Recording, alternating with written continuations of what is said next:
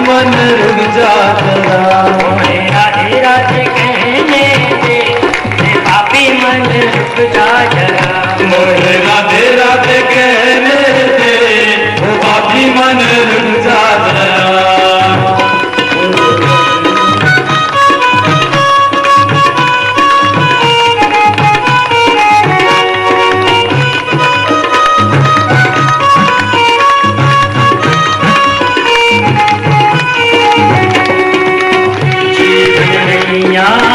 जगमग डोले, बीच भंवर में आए हिचकोले, जीवन गैया जगमग डोले, मोहे पतिवार लगान, मन रुक जा जरा। बोलो राधे राधे। इससे आगे हम प्रथम स्कंद में प्रवेश करते हैं। इससे पहले बोलो जय श्री कृष्ण। कथा थोड़ी सी रह गई है, इसको पूरा करते हैं आप लोग धैर्यता पूर्वक, क्योंकि कथा कोई ऐसा नहीं कि हम बोले और भाई 2 घंटा में कथा खत्म हो जाए। कथा खत्म नहीं होता, विश्राम होता है कथा का, समय थोड़ा लगेगा। आप लोग आधा घंटा और धैर्यता पूर्वक बैठें। व्यास जी ने भागवत का मंगलाचरण किया। जन्मांधस्य यतं गयातितरतः चार्थे स्वभिज्ञः तेने ब्रह्म हृदय आदि कवये मुह्यन्ति यत्सूरया तेजो वारिमृदां यथा विनिमयो यत्र त्रिसर्गो मृषा धाम्ना स्वेन सदा निरस्तकुहकं सत्यं परं धीमहि, सत्यं परं धीमहि। भगवान व्यास कहते हैं, वृंदावन की संतों ने तो इसके 108 अर्थ लगा दिए। जो दुर्गा जी को मानता है उसमें दुर्गा परक लगा देती है, हनुमान जी परक, महादेव का महादेव, और जितने भी संप्रदाय है अपने अपने संप्रदाय से लगाते हैं। तो हम वृंदावन वासी भगवान श्री कृष्ण के ही कृष्ण परक लगा के इसका अर्थ करेंगे। आप लोग सुने। जन्माद्यस्य यदुन्वयादिदरदः अस्य श्री कृष्णस्य जन्मादि भवति यत्र वसुदेव गृहे। जिन श्री कृष्ण भगवान का जन्म वसुदेव के घर में हुआ। किसी ने कहा भैया भगवान श्री कृष्ण का जन्म घर में नहीं हुआ था, तो भैया वो तो मामा के कारागार में पैदा हुए थे। तो उसके लिए तर्क दिया, घर को घर नहीं कहा जाता, तो गृहिणी यानी वसुदेव पत्न्यां देवक्यां, देवकी गृहिणी को घर कहा जाता है। जिन श्री कृष्ण का जन्म वसुदेव की पत्नी देवकी के गर्भ से हुआ। जन्मादि, आदि शब्द से संकेत किया व्यास जी ने। जन्म ही नहीं हुआ तो 10वें स्कंद में आप श्रवण करेंगे। जन्म के समय में, जन्म से पहले ही भगवान चतुर्भुज रूप में प्रकट हुए और सबरी बात बता दिया। आदि शब्द द्वारा अर्थ लगाया यहाँ कि जन्म ही नहीं लिया। जन्म से के होने के बाद में वसुदेव जी से कहा क्या कि मेरे जन्म के बाद आप गोकुल छोड़ आना। सब संकेत किया कि राजा कंस सो जाएगा, सब बेड़ी खुल जाएंगी। भगवान ने पहले कह दिया। अच्छा, फिर जो भगवान बाल कृष्ण अनुयात इतरतः पैदा होते ही गोकुल के लिए भाग गए। जन्माद्यस्य यतुन्वयादितरतः चार्थे स्वभिज्ञः अविज्ञः कुशल निपुणः। कंस जैसे दानव को जो भगवान ठगने में चतुर हैं, ऐसे हमारे बाल श्री कृष्ण हैं। कंस सोता ही रह गया और पता तक नहीं चला कि भगवान कब गोकुल चले गए। अनुयात भाग गए, ऐसे हमारे बाल श्री कृष्ण हैं। और शरार जो गोपियों के बाल मंडली के गोपों के बाल मंडली के बीच में सुशोभित हुए। भगवान गौ चराने जाते तो बीच में बैठ के भोजन करते थे। भगवान सुशोभित हुए। ब्रह्मा जी ने भी स्तुति की है, नौमिद्यते भ्रभुसे तड़िदम्बराय गुंजावतम सपरिपेक्षल सन्मुखाय। बड़ी दिव्य स्तुति है, आगे आप सुनेंगे। तो ऐसे भगवान जो गोपियों के बीच में, बाल सखाओं के बीच में सुशोभित हुए। ब्रह्मा आदि भी जिनके चक्कर में फंस जाते हैं। ब्रह्मा जी फंस गए थे एक बार, सारे गौ बछड़े चुरा के ले गए एक बार भगवान के। ऐसे ब्रह्मा आदि शंकर देवों को भी मोहित करने वाले भगवान, बड़े बड़े संत को शंका हो जाती है, ब्रह्मा जी को भी पता नहीं भगवान ने रासलीला क्यों करी, चीर हरण क्यों किया। ऐसे हमारे बाल कृष्ण हैं। मुहिंत यत् सूर्या, देवताओं को भी मोह लेते हैं, पता ही नहीं पड़ता भगवान की क्या लीला है। तेजो वारिमृदाम यथा विनिमयो, इस पंक्ति में भगवान की बंसी का चमत्कार। जब भगवान बंसी बजाते हैं तो बंसी का चमत्कार क्या है? तेजो वारिमृदाम यथा विनिमयो, जो जल है भगवान के बंसी को सुनकर जड़ पदार्थ भी गिरिराज गोवर्धन आर्द्र होकर के यमुना की भांति पिघलने लगते हैं और जमुना जी का प्रवाह पत्थर की भांति जम जाता है और जल का थल सा प्रतीत हो जाता है। जल है तो वहां थल दिखाई देता है, जहां स्थल है वहां जल दिखाई देता है। ये भगवान की बंसी का चमत्कार है। सबके धर्म विपरीत हो जाते हैं। भगवान की बंसी तुरंत जैसे जो सुनता है मोहित होके अपने गुण भूल जाते हैं कि मेरा गुण क्या है। ऐसा भगवान का बंसी का चमत्कार है। यत्र त्रिशर्गो मृषा, भगवान ने त्रिविध लीलाएं की है। 11 वर्ष वृंदावन में, 15 वर्ष मथुरा में और 100 वर्ष द्वारिका में। त्रिविध लीलाएं। वृंदावन में भगवान ने 5 संकल्प लिए। वस्त्र नहीं पहनना, सिले वस्त्र नहीं पहनना, चप्पल नहीं, कभी पादुका पहन के भगवान गए नहीं कहीं पे। ऐसे करके 5 प्रण लिए भगवान ने प्रजा। अब मथुरा में भगवान मथुरा में अपने माता पिता के कर्तव्य को निभाने के लिए, उनके प्रति अपने कर्तव्य को निभाने के लिए वो मथुरा में जाते और द्वारिका में सारा संसार का कल्याण करने के लिए। ये त्रिविध लीलाएं हैं भगवान। ऐसे भगवान श्री कृष्ण धामना स्वयं, जो अपने ही प्रकाश से प्रकाशमान है।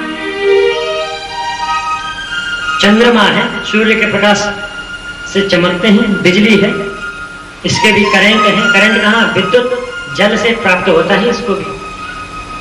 तो भगवान किसी की सहायता नहीं लेते, स्वयं चमकते हैं अपने ही प्रकाश से। ऐसे भगवान श्री कृष्ण हैं। निरस्त कुहकम, बड़े बड़े कपटियों के कपट को ध्वस्त करने वाले हमारे श्री कृष्ण। सत्यम परम धीमहि, ऐसे सत्य स्वरूप भगवान श्री कृष्ण को हम बारंबार प्रणाम करते हैं। बोलो जय श्री कृष्ण। किसी ने पूछा भैया भगवान को सत्य स्वरूप, यहाँ सत्य अर्थ कैसे लगा दिया? भगवान श्री कृष्ण का कोई नाम ही नहीं है। तो उसके लिए बड़ा सुंदर तर्क है। जब भगवान जिस समय भगवान का जन्म हो रहा था तो सभी देवताओं ने भगवान श्री कृष्ण के लिए सत्य सत्य कह के पुकारा। सत्य व्रतम सत्य परम त्रिसत्यम। और जब आपने अभी सुना सच्चिदानंद रूपाय विश्वोत्पत्त्यादि हेतवे तापत्रय विनाशाय श्री कृष्णाय वयं नमः। श्री कृष्णाय वयं नमः। सत्य कौन है? श्री कृष्ण है। ऐसे भगवान श्री कृष्ण को हम बारंबार प्रणाम करते हैं। और दूसरे श्लोक में परम धर्म का निरूपण किया। परम धर्म क्या है बोले तो परम धर्म एक ही है कि भगवान श्री कृष्ण के चरणों का दास बनना ही हमारा परम धर्म है। और भागवत सुनने का सच्चा अधिकारी कौन है तो बताते हैं निर्मत्सराणाम सताम, जिसके हृदय रूपी समुद्र से मत्सरता अर्थात ईर्षा रूपी और काम रूपी शत्रु है वो निकल गया है, वही निर्मत्सराणाम, वही सच्चा अधिकारी है। जैसे भगवान हनुमान जी जब लंका को जा रहे थे तो एक समुद्र में निश्चरी रहती थी, जिसकी परछाई देखा तुरंत खींच लिया, पकड़ के मार। लेकिन हनुमान जी तो समर्थवान थे, हनुमान जी ने एक मुक्का दिया, छुट्टी। तो इसी तरह से किसी को देख के हमारे मन में ईर्ष्या पैदा ना हो, वही भागवत सुनने का सच्चा अधिकारी है। भागवत सुनने का अधिकारी केवल वही है जिसे हम किसी को देखें उसकी निरंतर प्रगति होती जा रही है। हमारा मन यदि यह कहने लग जाए प्रभु ये कल क्या था, आज क्या हो गया, भगवान करें इसका निरंतर वृद्धि हो, तो वही सच्चा अधिकारी है। बहुत से लोग ऐसे होते हैं महाराज मेरा इतना रुपया लुटता है तो लुटने दो, लेकिन इसको तो बर्बाद करके छोड़ूंगा। देखो कल ये था, आज मेरे से भी आ गए, इसके मेरे से भी बड़ा पद में। ये है मत्सरता, ईर्ष्या। तो वो अधिकारी नहीं है। सन सुनने का अधिकारी केवल निर्मत्सराणाम सताम। भागवत सुनने की इच्छा मात्र से ही भगवान हृदय में अवरुद्ध हो जाते हैं, यानी कैदी हो जाते हैं। भागवत का स्वरूप बताया। निर्गम कल्पतरुगलितं फलं सुखमुखामृतद्रव संयुतं पिबत भागवतं रसमालयं मुहुरहो रसिका भुवि भावुकः। हे रसिका, हे भुवि भावुक, कथा श्रवण करो। कथा सुनने के लिए केवल 2 जनों को बुलाया है। कौन? रसिका और भुवि भावुक। क्यों? और को अधिकार नहीं है क्या कथा सुनने का?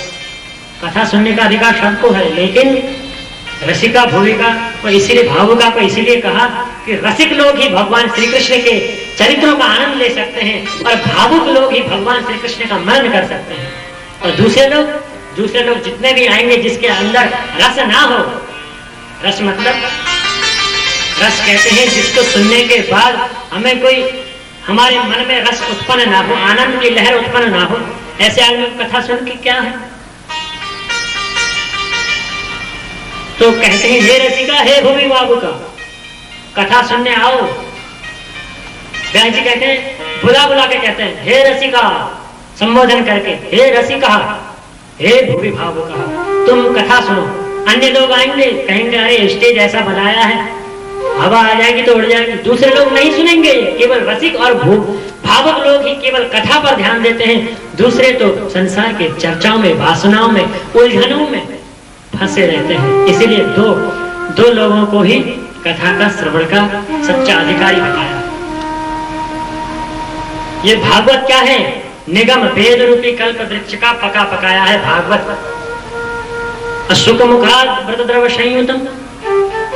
सुख हमारे सुखदेव जी महाराज के मुख से जो छुआ हुआ, आपको मालूम होगा कि तोता जिस फल में चोंच मार देता है वह फल मीठा होता है, खट्टा कभी हो ही नहीं सकता। तो हमारे सुखदेव जी कौन है? अभी वर्णन आएगा। सुखदेव जी तोता है, राधा रानी के पालित लालित सुख हैं। तो उनके द्वारा कथित ये भागवत क्या है? तो इसमें तो केवल रस है, पीने की है, ये तो फल है, न इसमें छिलका है न गुठली है। इसको तो केवल वृक्ष से तोड़ लो और छिलका भी नहीं, रस भी नहीं, तो अड़ा कैसे? अगर भाई पका हुआ फल तो मान लिया, लेकिन पका हुआ फल जब ऊपर से नीचे गिरता है तो मतलब फट भी तो जाता है। पृथ्वी के स्पर्श होते ही जब धम्म करेगा तो आवाज के साथ फट भी तो जाएगा। तो ये कैसे गिरा नहीं? हाँ गिरा तो सही, लेकिन शाखा प्रति शाखा, नारायण रूपी डाली से ब्रह्मा रूपी डाली में आया। भगवान नारायण ने तो चतुर्श्लोकी भागवत सुनाई थी। फिर ब्रह्मा रूपी डाली से नारद रूपी डाली में, नारद रूपी से व्यास रूपी डाली में, व्यास रूपी से सुखदेव रूपी डाली में, सुखदेव रूपी से सूत रूपी, और सूत रूपी डाली परीक्षित, परीक्षित को सुखदेव जी ने जब कथा श्रवण कराया तभी सूत जी ने सुना। तो शाखा प्रशाखा से ये कथा चला, ये फल आया, तो इसलिए ये टूटा नहीं, सीधे रसिकों के हृदय में, कर्णों में आवृत हो गया, भर गए। बोलो जय श्री कृष्ण। इसके तुरंत बाद ही सूत जी महाराज शौनक आदि ऋषियों ने 6 प्रश्न किए। प्रभु हमें ये बताइए कि प्राणी मात्र का कल्याण कैसे हो। पहला प्रश्न किया।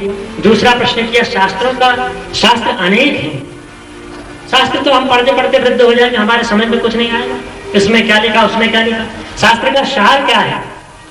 तीसरा प्रश्न किया, भगवान अकर्तुम कर्तुम समर्थवान है, भगवान तो केवल संकल्प ले, जादूगर होता है, जैसे यहाँ बैठे बैठे डंडा को ऊपर कर देगा नीचे कर देगा, तो भगवान क्या है, सृष्टिकर्ता, सृष्टि को चलाने वाले।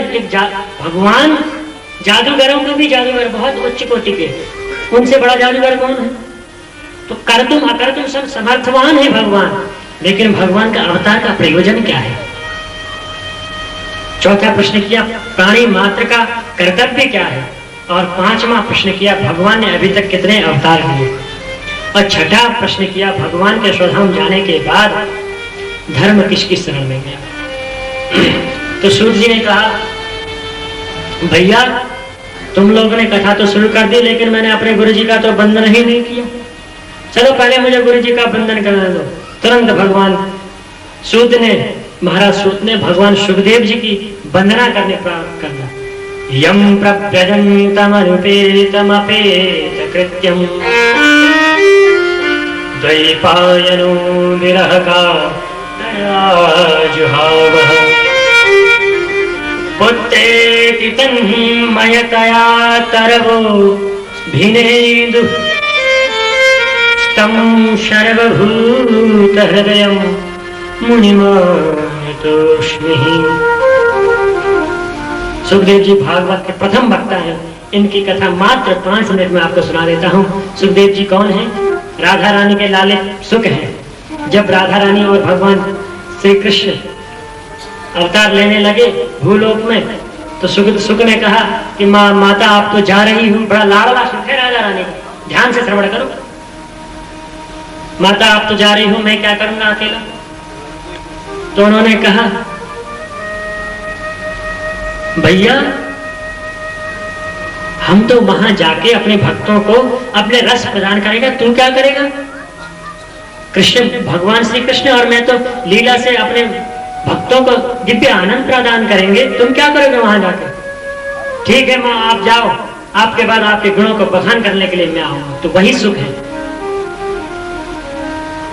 सुखदेव जी की भागवत में तो नहीं है, कौशिकी पुराण में मिलता है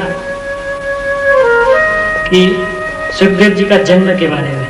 सुखदेव जी कैसे जन्म हुआ, तो कहते हैं एक बार नारद जी महाराज संसार का भ्रमण करते हुए कैलाश पर पहुंचे और माता पार्वती को प्रणाम करके पूछा, माता किसी संसार में कहीं पे आजकल जहां देखो वहीं कपट है, निष्कपट कहीं नहीं है, हर बात में दुराव छुपाव है, आपको पता है। पार्वती ने मुंह बिगाड़ा। माँ ने कहा कि अरे नारद तुम पागल हो गए हो, हमारे यहाँ देखो, हमारे यहाँ सब विपरीत गुण वाले जंतु हैं, लेकिन मिल के रहते हैं। सर्प और गरुड़ रह सकते हैं, गरुड़ सर्प को खा जाता है।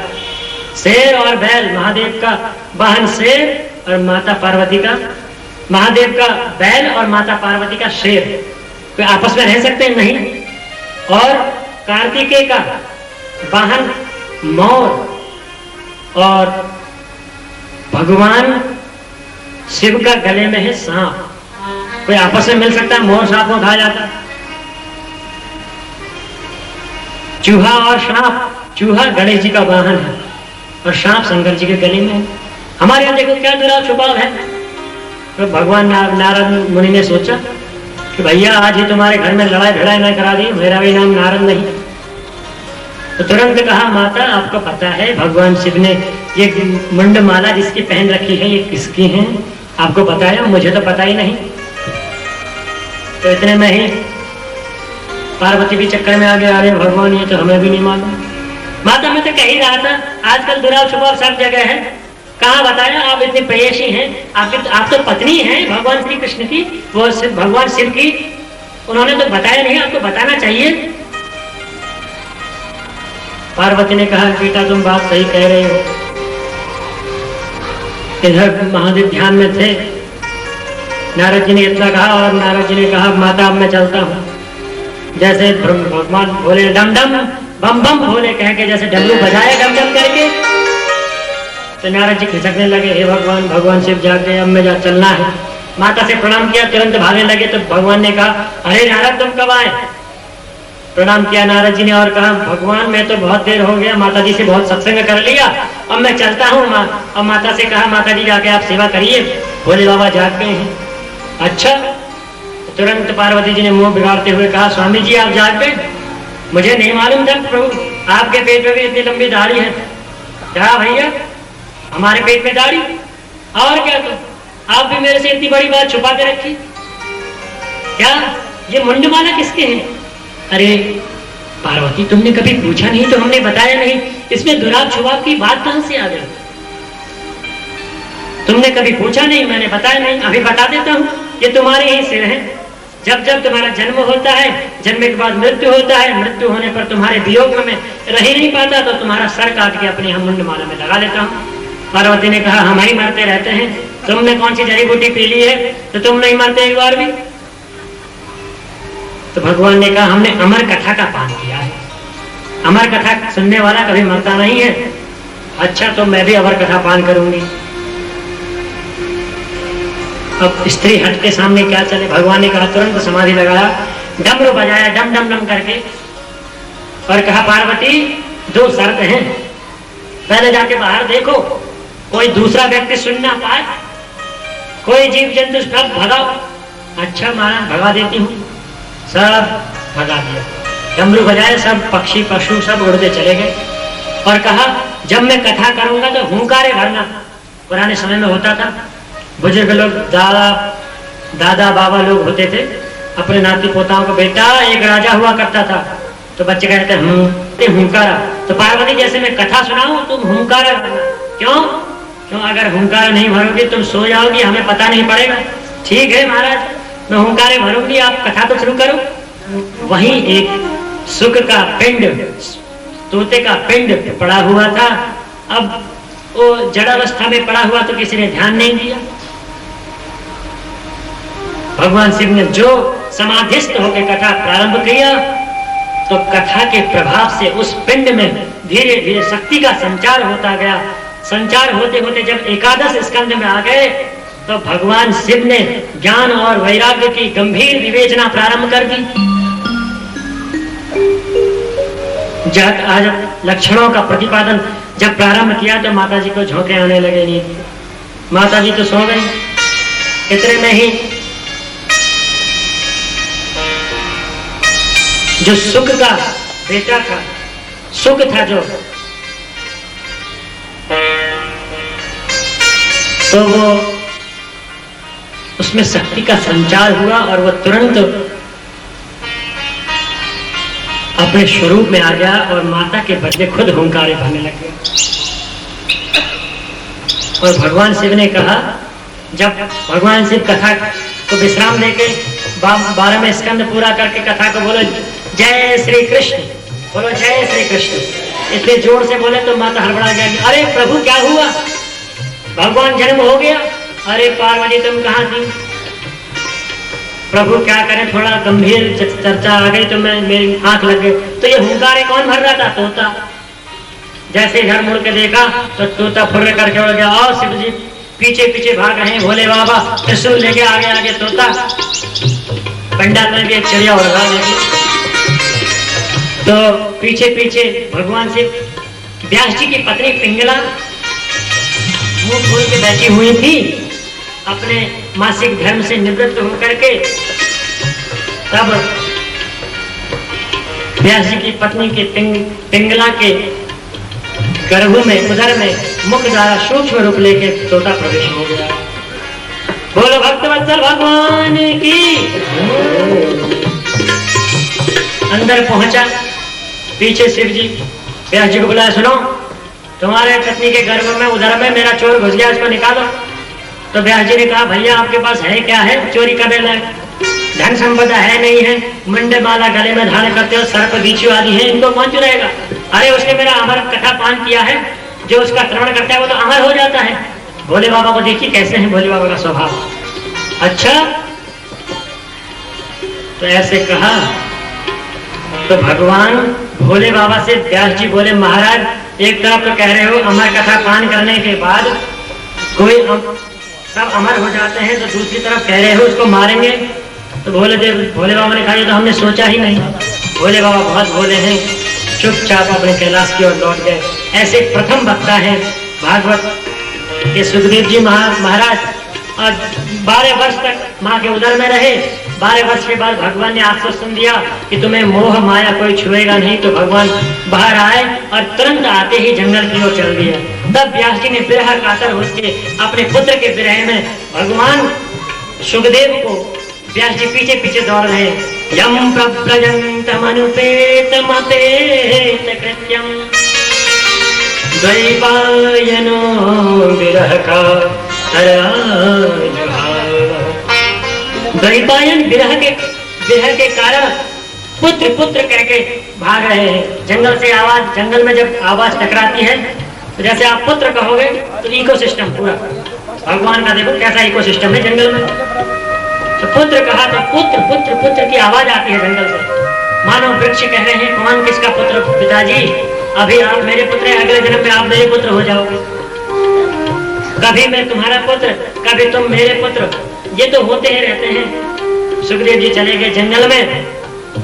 इधर व्यास जी खिन्न होकर बैठे और नारद जी आए व्यास जी के पास, और नारद जी ने अपना पूर्व वृत्तांत सुना के, सब कथा का समय तो हो गया है, इसे बहुत सूक्ष्म लेते हैं। नारद जी ने अपना पूर्व वृत्तांत सुना के व्यास जी को कहा कि व्यास जी आपने बहुत ग्रंथों का, पुराणों का प्रतिपादन किया, लेकिन कोई रस आनंद आने वाली जिसमें डूब के हम भगवत प्राप्त कर सकें, ऐसा कोई ग्रंथ लिखो। तो तुरंत भगवान व्यास के संकल्प से भागवत का प्रतिपादन हुआ, और भागवत के प्रतिपादन से व्यास जी ने कहा अपने शिष्यों को चलो इन श्लोकों को मधुर कंठ से जंगल में गायन करो। तो व्यास जी के शिष्य पहुंचे मधुर कंठ से जंगल में गायन करने के लिए। बरहा पीड़म नटवर वपुः कर्णयो कर्णिकारम्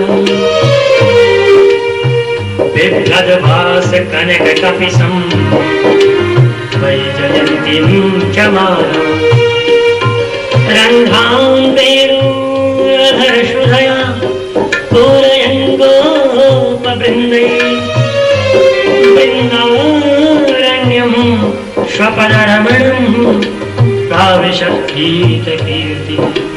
भगवान सुखदेव जो जंगल की ओर चले गए थे, जो भजन कर रहे थे, अब बाबा का मन भजन में नहीं लगता। इस श्लोक जो जंगल में घूमते हुए विद्यार्थियों या शिष्यों ने जो गायन किया, तो ये श्लोक वेणु गीत के अंतर्गत ये टकराए उनके कान से। तो सुखदेव जी महाराज सोचने लगे इतना सुंदर ये कौन हो सकता है? तो उन्होंने सोचा सुंदर व्यक्ति घमंडी भी तो होता है, सुंदर कहने से क्या हो जाएगा, ये घमंड होगा।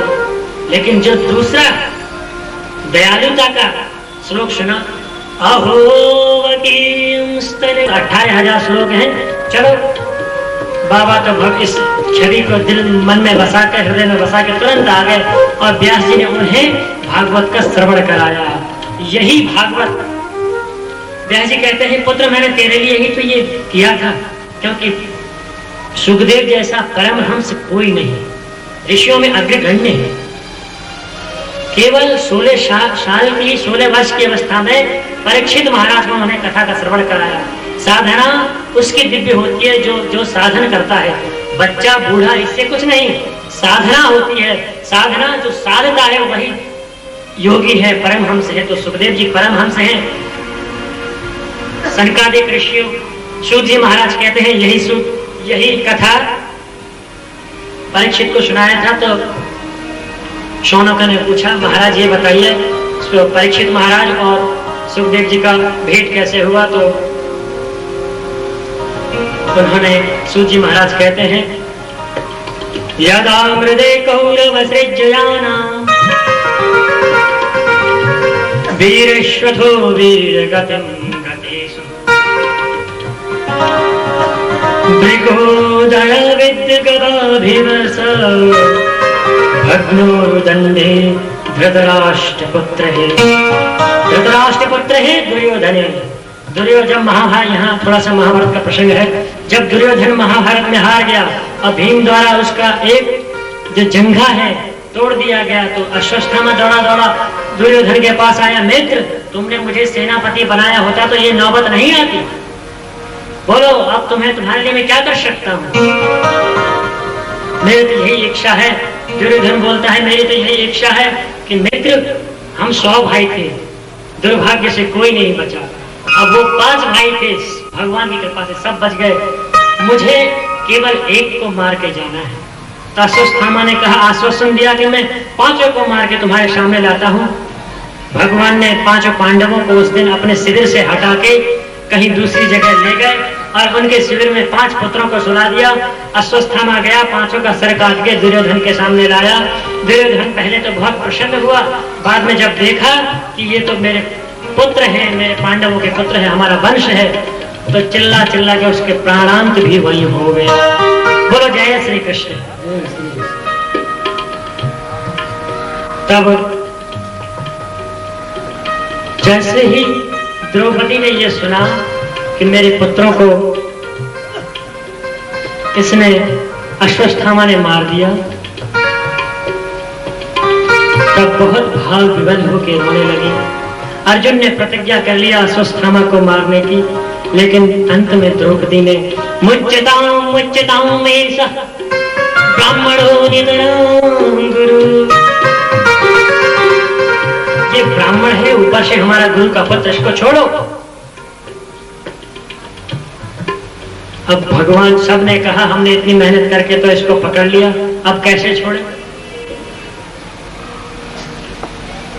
तब भगवान श्री कृष्ण से 5 पांडव बोले, भगवान जो आप निर्णय दोगे वही हम करेंगे।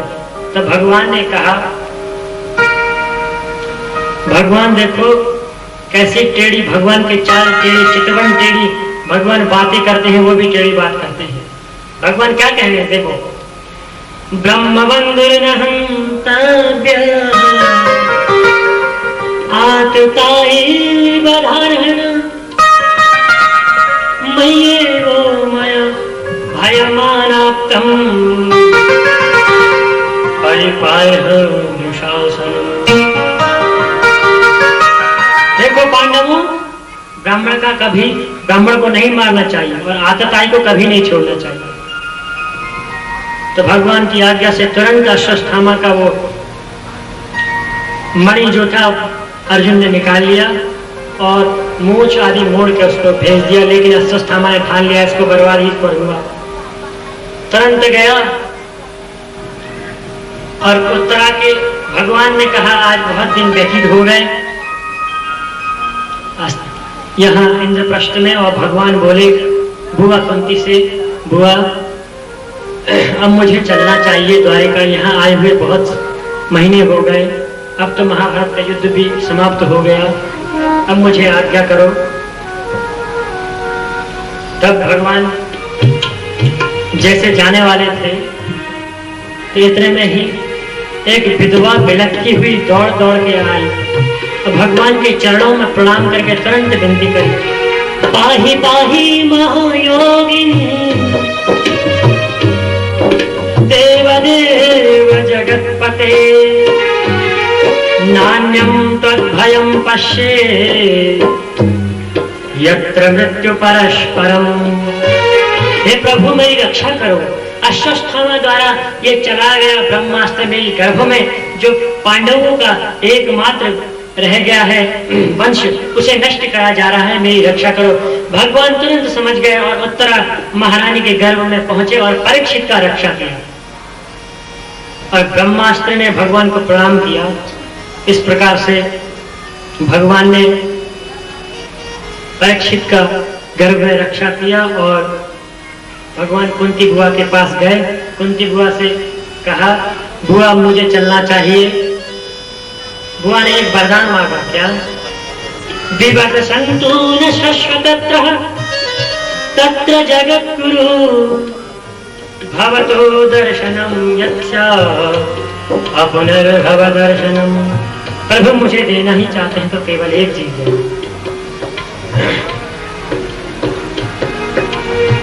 अब बुआ प्रार्थना करने लगे। अब आइए हम 2 मिनट प्रार्थना करके, कथा ज्यादा नहीं 15 मिनट का शेष रह गया है। एक भजन के बाद मुझे चरणों में बस जरा सी दे दो जगह मुझे, चरणों में बस जरा सी। सुबह तुम ही हो मेरे, सुबह तुम ही हो मेरे, तुम शाम करने वाले, मुझे चरणों श्री राधे से शाम करने वाले। मुझे चरणों से लगा दे घनश्याम मुरली वाले, मुझे चरणों से लगा ले मेरे श्याम मुरली वाले। मुझे चरणों से लगा दे घनश्याम मुरली वाले। मेरी सांस सांस में तेरा, मेरी सांस सांस में तेरा, है नाम मुरली वाले। मुझे चरणों से लगा ले श्री राधे मुरली वाले। मुझे चरणों से लगा दे घनश्याम मुरली वाले। मुझे चरणों से लगा ले मेरे श्याम मुरली वाले। मुझे चरणों से लगा दे मेरे श्याम मुरली वाले। कुंती बुआ को स्तुति करने दीजिए। आज थोड़ा विलंब हो गया क्योंकि आज प्रथम दिवस है और भागवत की आरती करेंगे। कल से 4:30 बजे से कथा प्रारंभ।